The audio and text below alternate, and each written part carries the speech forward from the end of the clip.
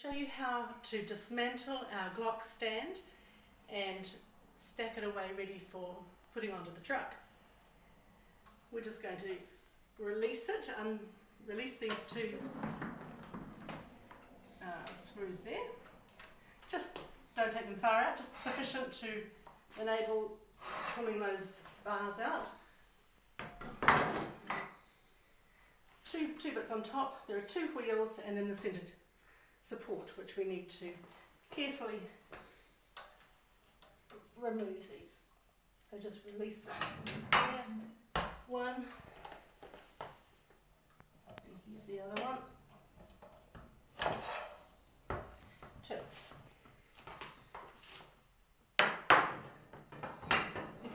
If you're careful, you can see this does stand on its own when you've got it up this way around.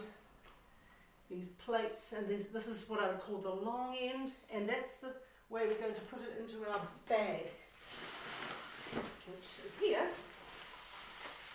Got a little piece of wood in the bottom of the bag just to keep it straight, and you can just lay this down and lift that in here. Just place it so it's nicely positioned on the wooden cover at the base. Lift up the sides carefully, just treating the cover with respect because it's not a very strong cover, but it's adequate for the purpose if we're careful with it. Oh, and just before I zip it up fully, there's a little pouch inside here. I don't know if you can see the pouch, where we store these instructions in case you want to just check things out when you're setting it up. Okay, then we zip it up and that one is done. We've got handles on here, but I'd suggest that you actually carry it from here. See this, the top bar? And then it's just less strain and stress on the actual bag. It's not a commercially made bag, so just treat it with respect.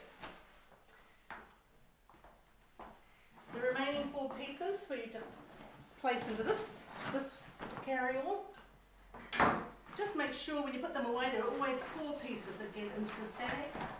Two wheels and two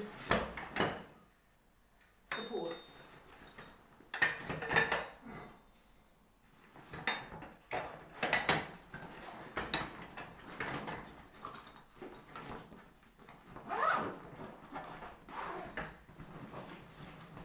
Done. Ready for the truck.